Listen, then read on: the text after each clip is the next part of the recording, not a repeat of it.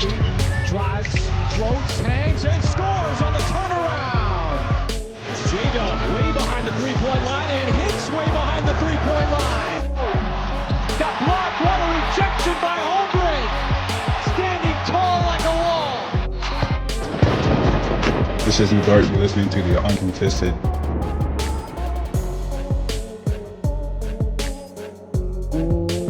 What is up, Thunder fans, and welcome to the Uncontested podcast. I am your host for tonight, Tayler Peterson. You can find us on all social media platforms, especially our YouTube.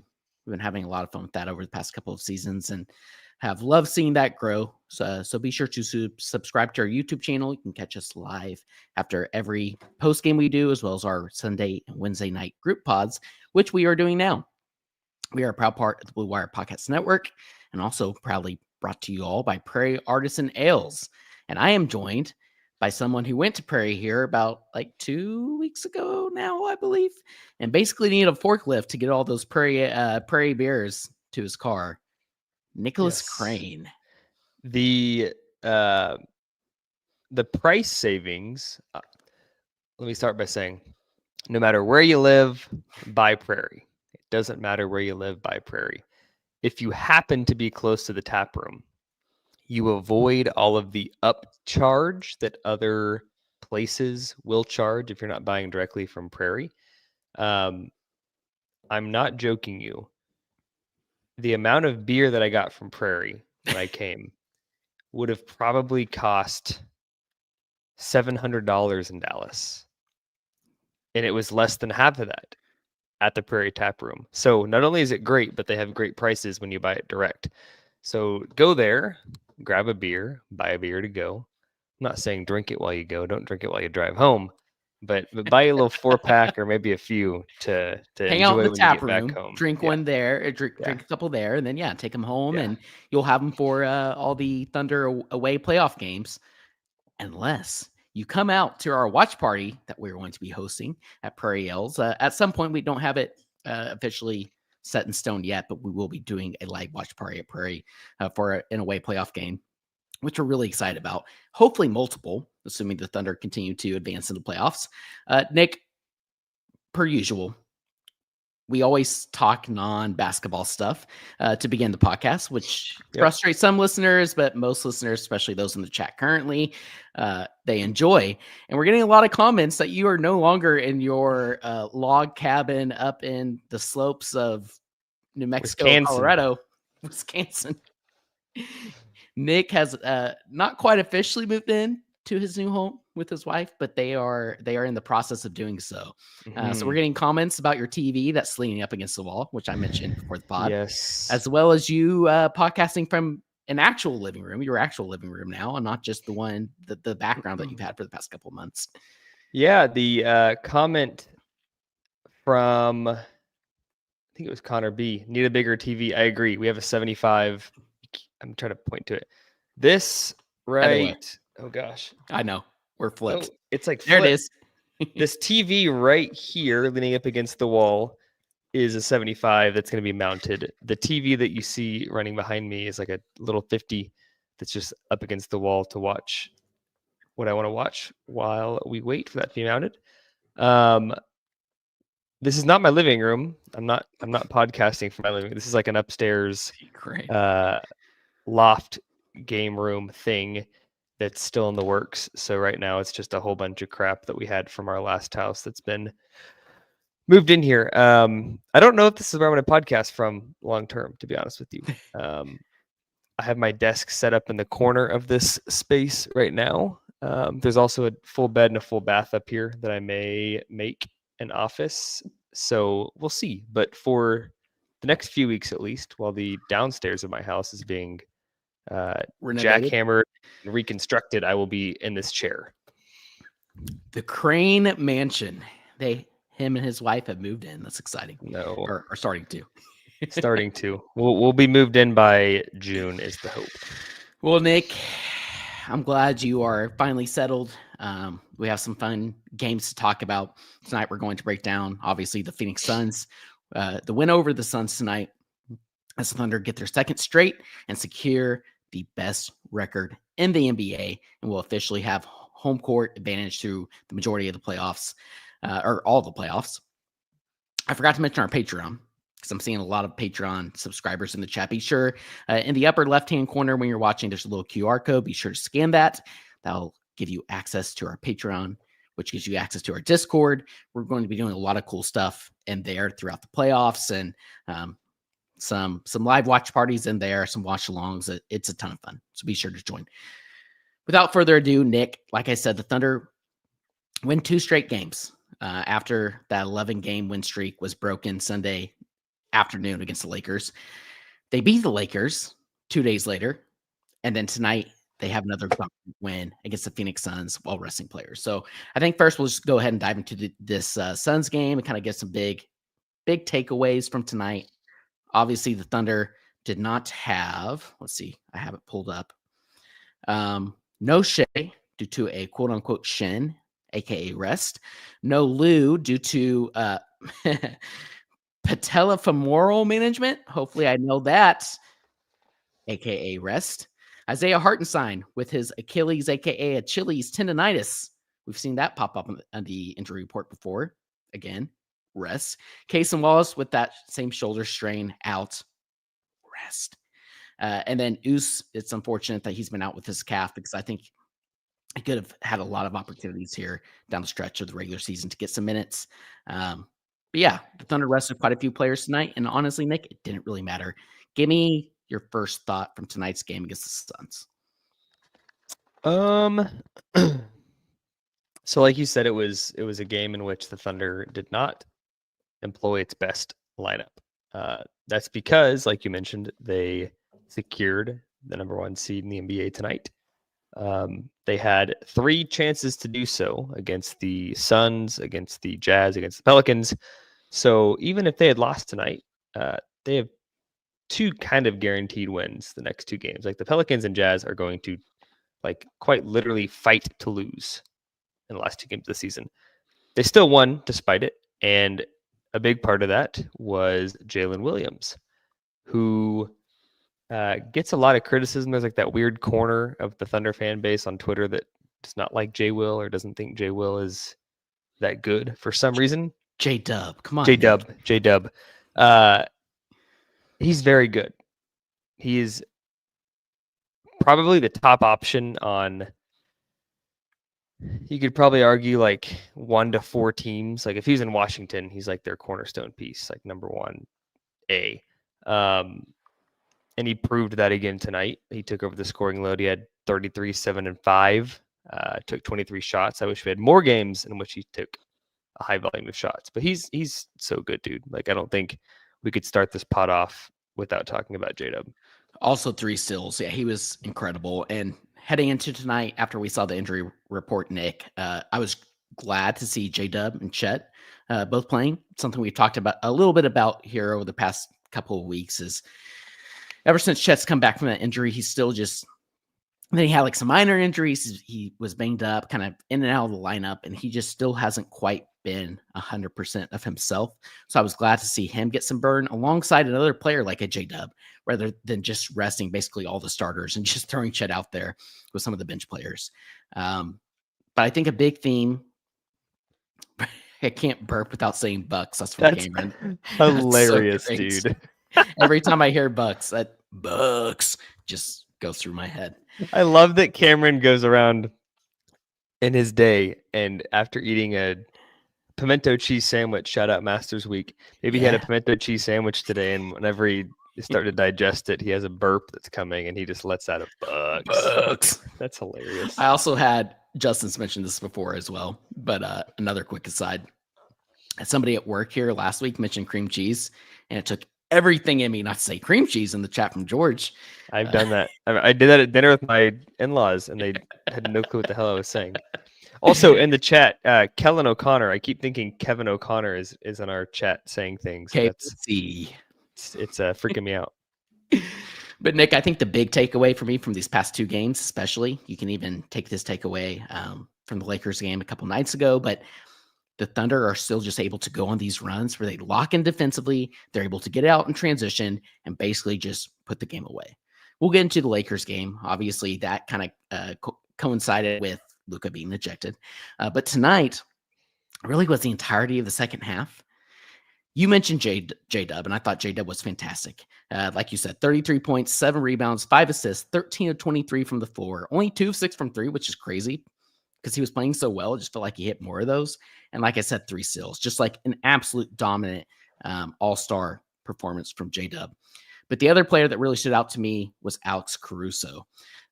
And like I said, the Thunder really needed in the first half, it was kind of sloppy. There's a lot of back and forth. The Suns were making shots.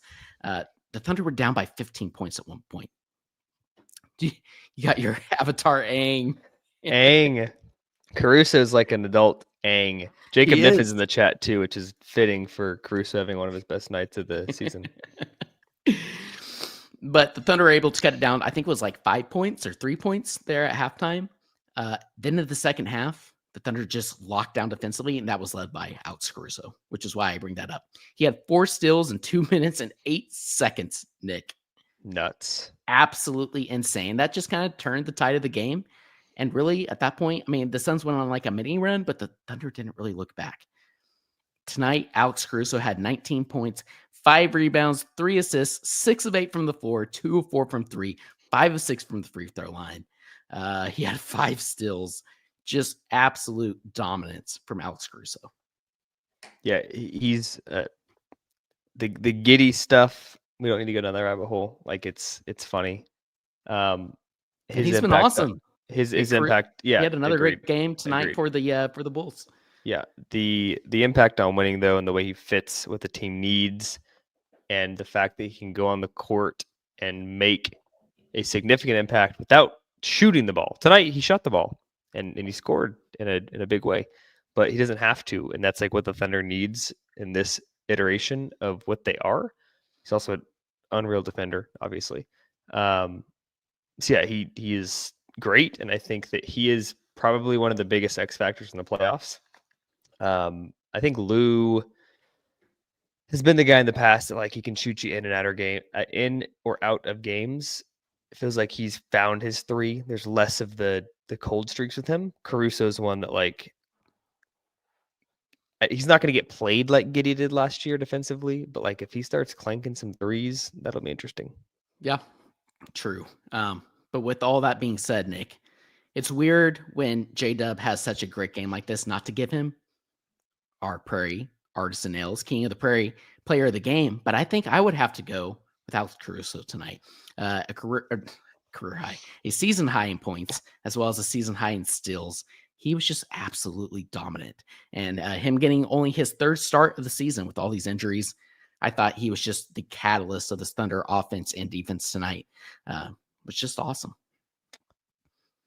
As much as I hyped up J-Dub, I think the clever King of the Prairie would actually be Kenrich Williams.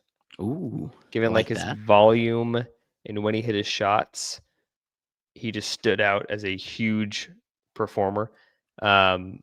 His stat line tonight, 13 points, 4 rebounds, 4 assists in 30 minutes. Only took 8 shots.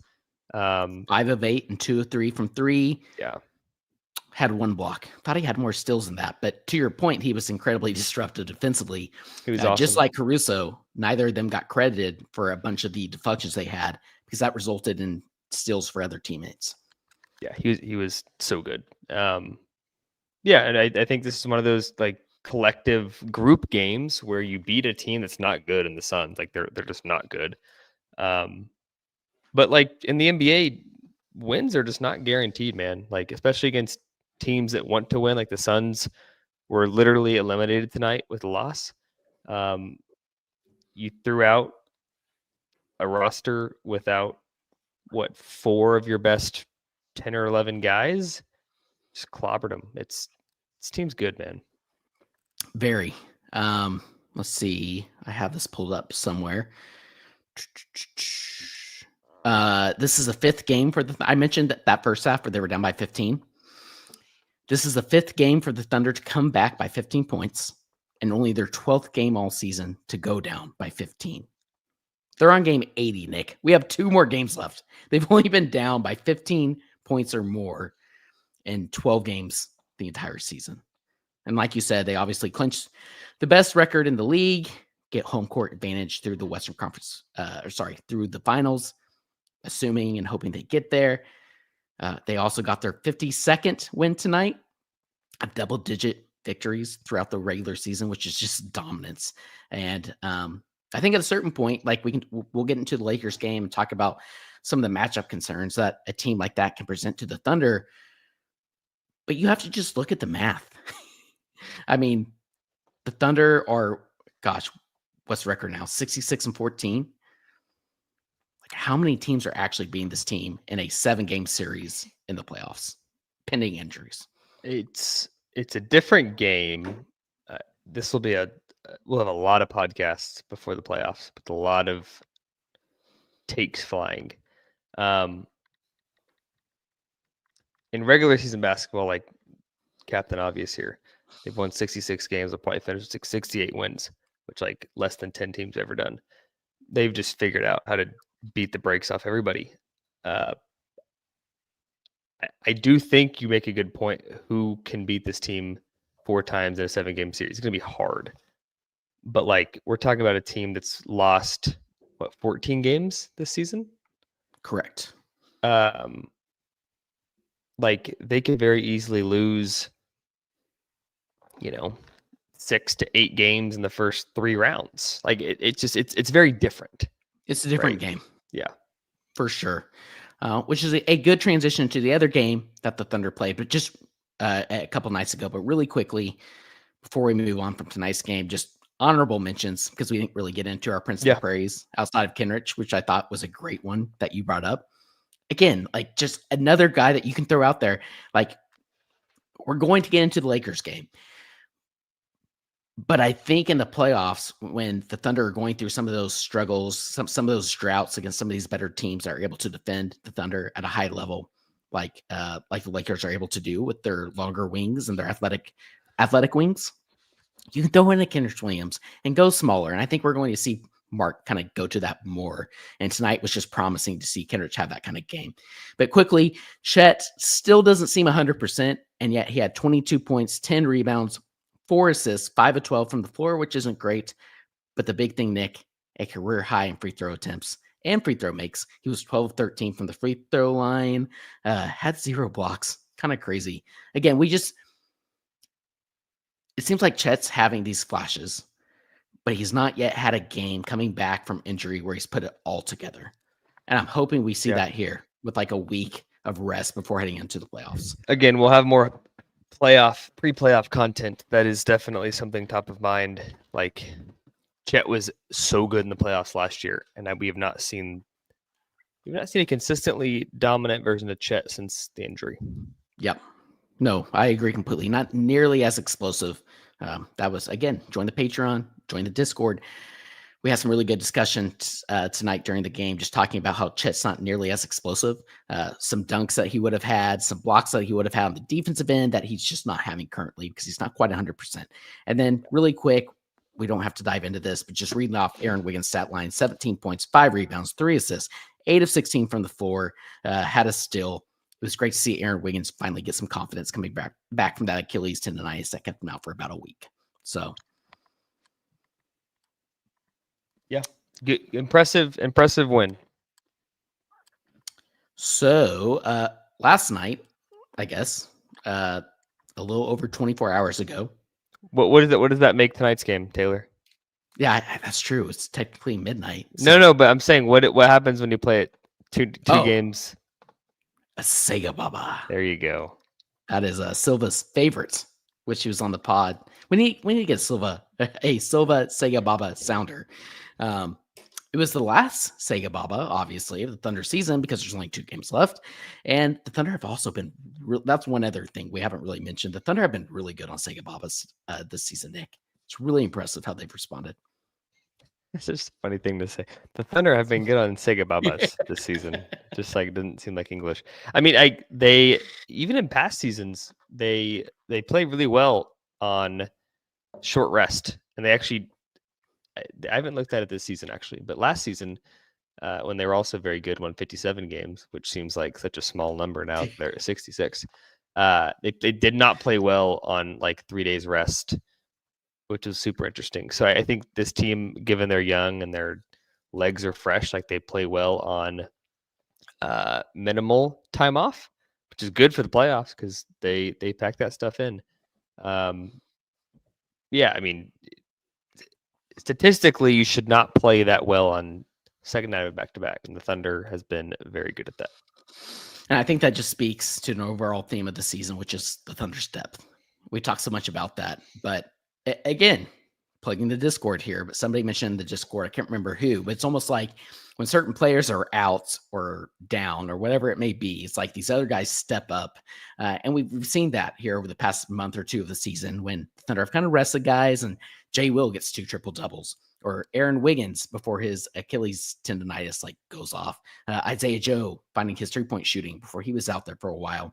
And then tonight, like Wiggins and Caruso and obviously J-Dub being the primary scorer. I think that's really promising things that you can take into the playoffs. And it's just, you have to be able to put it all together when the team's fully healthy again, which leads me to, like I said, last night's game. You guys are probably listening Thursday morning, Thursday during the day. Thursday while we're talking, for what it's worth. Yeah, true. And Thunder end up being the Lakers 136-120. Nick, we won't go like full game breakdown like we did for the Suns, but we will talk about some individual players. Obviously, Shai was fantastic. J-Dub had another really great game. But the story of that game for me, the shot making from both teams in that first half was something I'm not sure we've seen in the NBA the entirety of the season. Is it 152 combined points in the first half? Is that right? Crazy. 72-80. Which the Lakers tied another franchise record, which they surpassed a couple days before on Sunday against the Thunder in the first half with made threes, which is insane. But the second half, the Thunder finally kind of settled in defensively. Obviously, there's the controversial Luka technical where he's yelling at a fan in the stands, and the ref thought he was yelling at him. He gets kicked out. And like I said, unfortunately, that kind of went hand in hand with the Thunder's run they had there in the fourth quarter to kind of end the game. And I say unfortunately because I think maybe I'm biased, Nick, but I think that still would have happened regardless, not to the extent that it did. Thunder aren't going to win that game by 16 points. But they really stepped it up defensively there. And it's unfortunate that Luka obviously was kicked out of that game. But ultimately, the Thunder just did what we've seen all season. They lock in defensively, they get out in transition, and the next thing you know, they're up by double digits. Yeah, I think it's worth mentioning the Thunder has not, in my opinion, played to its strengths in probably, I mean, we're April 10th, in 10 days. I don't think the month of April we've seen Mark really scheme a team defensively and like do his best to shut down what he thinks should be shut down. I'm not discounting how well the Lakers played offensively in those 2 games, or even the Rockets before and some of those games before. But you don't have a historic defense for 65 games, 70 games, 75 games, and then like the last 2 weeks of the season, oh, the defense is broken. Now everybody's scoring 70 points, and like, come on. Like, yes, the schedule's gotten tough, but like that's just not how this works. Give the Lakers credit. They hung 72 up in the first half. I think if Mark was running his real defense, it would have been 80-56 and the game was over at halftime. Just frankly. I think the game before, Lakers may still have won that game. Like, they shot really, really well, but that was not like the Thunder's defense is not playing what it will in the playoffs or what it played the first 75 games of the season right now. I think you're exactly right. And a good example of that is the Lakers. Obviously, they also were on a Sega Baba, to use that term again, against the Mavs. And obviously, there's all the emotions there about Luka's return, but they come back down to form, shooting, I think it was like 33% from 3, largely led by Luka, who had the majority of those with like 40 something points. I think you bring up a good point. But Nick, the question for you, because I've talked about this over the past couple of pods and you've been in the middle of moving. So I want your thoughts on this. I agree with you completely. I've shared your sense of it, what you just mentioned on the pod, the past couple of podcasts we've had. But what do the Thunder do differently when they're matching up against teams like the Lakers or the Rockets in like the second or third round of the playoffs? In comparison to what they did like this past week and a half? Correct. I mean, I think it's little things like everything is about shot quality with the Thunder's defense. I think their physicality is like what they hang their hat on. I also think we've seen some instances the past week or so where the Thunder's intensity has not been there. There's no world in which Mark is telling the team play less intense. There's no world in which the players on this team are playing less intense because they've been told to. Maybe it's because they've kind of locked things up. Maybe it's because of fatigue. Who knows the reason? The intensity has not been there. Like that is the piece that you can take away. But schematically, like this team is all about shot quality, and they'll give you open threes or they'll give you lightly contested threes, but it's gonna be the threes they want to give you. In the Lakers games and the Rockets games, it felt like that's not a three they normally give up. Like their rotation would have been different. The drive and kick where one guy takes the guy on the kick and the other guy takes the passer, and then the third guy rotates over and takes like the auxiliary guy that you could pass to from there for like the hockey assist. It just didn't look the same. And I just think, to answer your question, what do they do differently? I think they played Thunder defense like they did for the first 75 games of the year, and they give you the shot that they want you to take, and you may think it's a great shot and you may make it, but they play the numbers and they think that's the shot that you should take for them to win. Right. The Dorian Finney-Smiths and the role players of that caliber will give you the open three after we rotate and you have like 5 seconds left on the shot clock. A lot of talk has been made about the double big lineup. Mark deployed that quite a bit against the Lakers, those two games that we saw here in OKC. And to your point, we didn't really, I talked about this on Sunday's pod, but we didn't really see like him going smaller. Like you mentioned, Kenrich Williams having a great game tonight. We didn't see a lot of him being like the quote unquote true big. We didn't see Kaysen. Why would you? Right. Exactly. We didn't really see Kaysen with the starters, or we saw very little of the death lineup, which we like to call it, with, all the defenders and no true big on the floor. So it didn't even really see a lot of any lineups with Chet as a true big. So I think you're onto something that Mark's not showing his cards. And he doesn't really need to. I know there's been a lot of pushback about that, like on social media, like, well, teams have seen that throughout the season, right? And they're going to see that in the playoffs. Well, sure, but there's not a ton of tape on that yet. Why would you give them those looks against their specific team? Tape is different than feeling it. Like every NBA team is digging through tape and giving its players a scout sheet that says, here's tendencies, here's individual player stuff you should know about. In every sport, like if you're a batter in baseball, you're getting a report on the pitcher you're going to face with like all their tendencies. Same as in basketball, like you're going to get tendencies for a team. You can scout all day, you can watch film all day until you played against it. You can't really like react to it in the biggest way. And that's the thing. Like you have 75 games of the Thunder playing their scheme, and every team has brilliant individuals in their front office and the coaching staff that could sit here on a podcast with you and I and tell you exactly how the Thunder play defense. But until you've played against it, you can't really prepare for it at the same level. And like the Luka LeBron Lakers have not seen that in person, and they did not see that in person, and they won't until game one of the playoffs if they play. That's a very, very good point that I think hasn't even really been made on social media. So I'm glad you made that point, because I think that's very true. The other thing is something that Mark mentioned after the first game against the Lakers is that, us fans were kind of complaining a little bit about so much switching when it comes to Luka. Dort not just sticking on to him like we've seen so often when he plays against Luka when he was with the Mavericks over the past full seasons, right? And he said that was intentional, trying to give them different looks to see what that would look like. Even last night, Tuesday night's game, we saw Casey Wallace and Alex Caruso get more time on guys like LeBron and guys like Luka in comparison to just Dort. And like you said, I think that was intentional and just Mark trying to get more data points. And he's totally fine in April regular season basketball if those things he's trying get cooked. And they did in a lot of ways.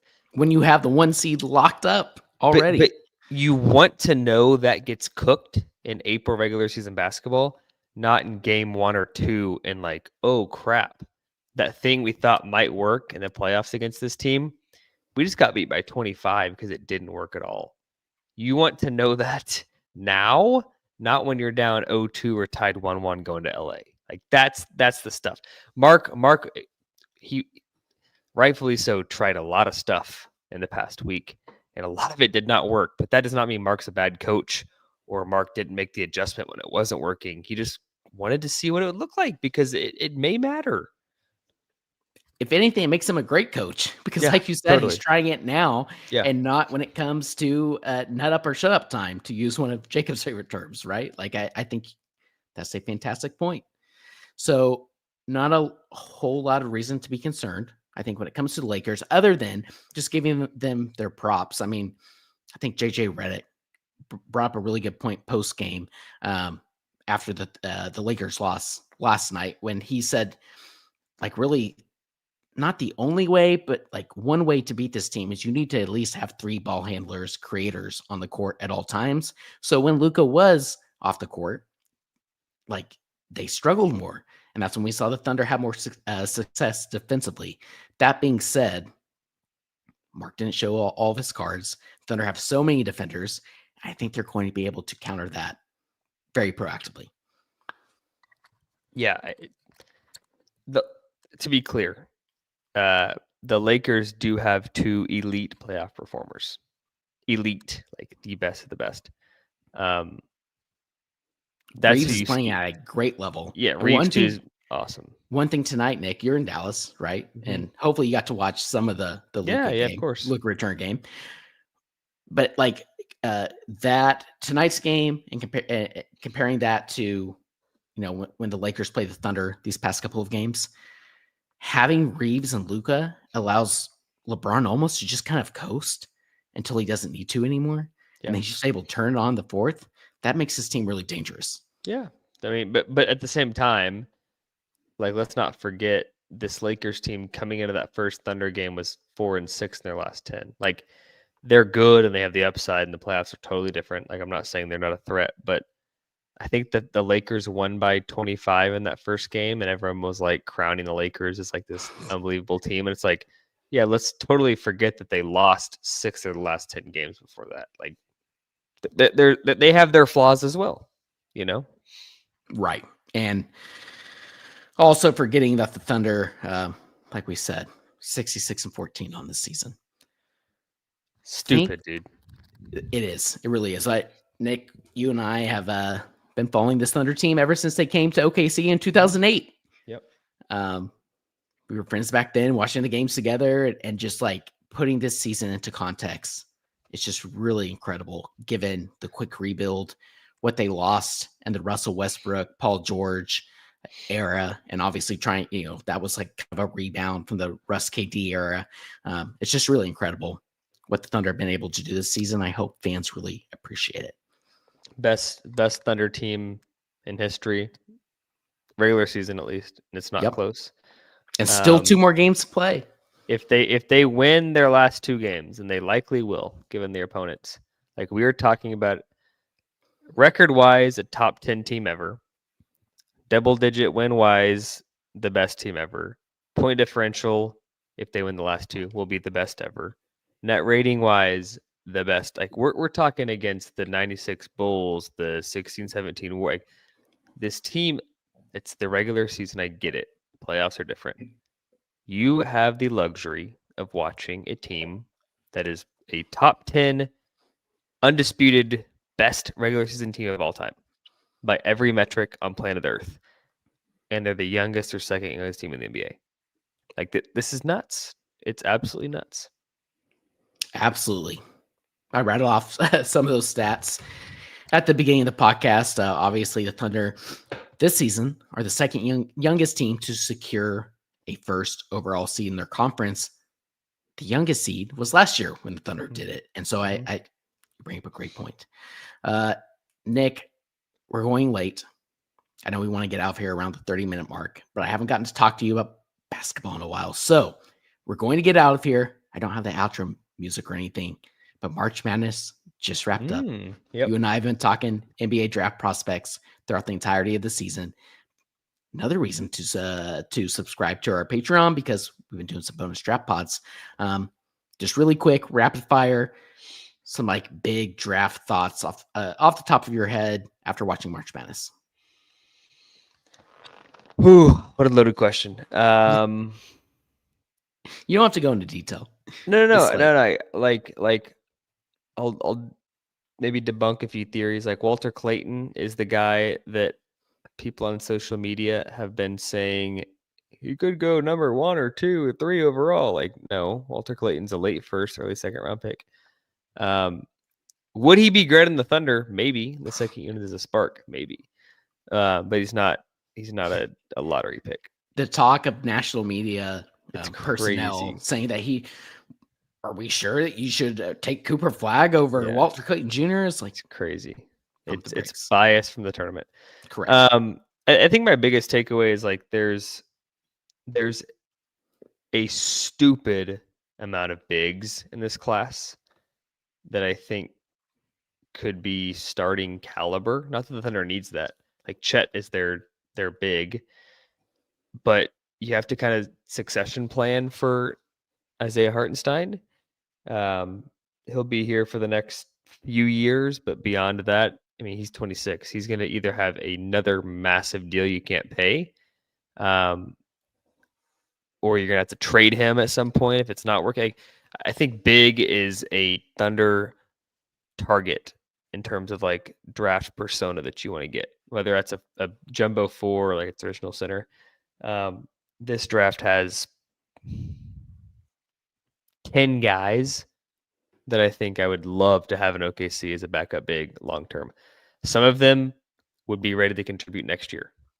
Others may take 2, 3, 4 years. Some are lottery pick level, like Derek Queen.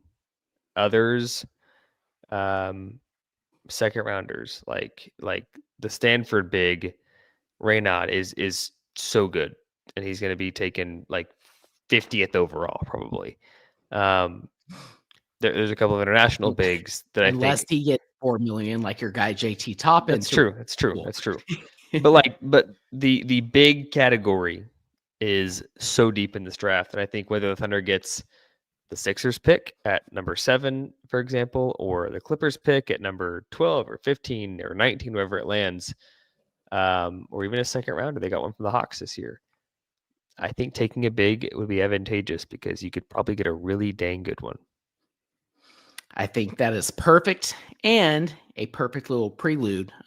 Like I said, be sure to subscribe to Patreon because Nick and I will be doing more draft breakdowns, both Thunder specific and just NBA draft overall over there.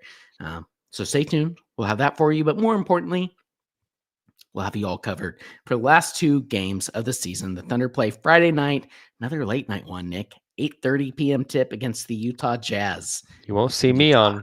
I am not podcasting on Friday night after the Utah Jazz game in game 81. Where the Thunder play less players than they played tonight. I would hope so. Less. Another 2:30 weird game that's not like an ABC game Sunday for the season finale against the Pelicans in New Orleans, which they will basically throw out the OKC Blue. We'll have you covered for both of those games, but most importantly, we'll have you covered for the playoffs. A lot of fun things coming from the Uncontested. Be sure to subscribe, lock in, and until Friday's game, maybe, I guess, we'll see. And until Sunday's group pod, which will recap the regular season and preview the playoffs. Thunder up.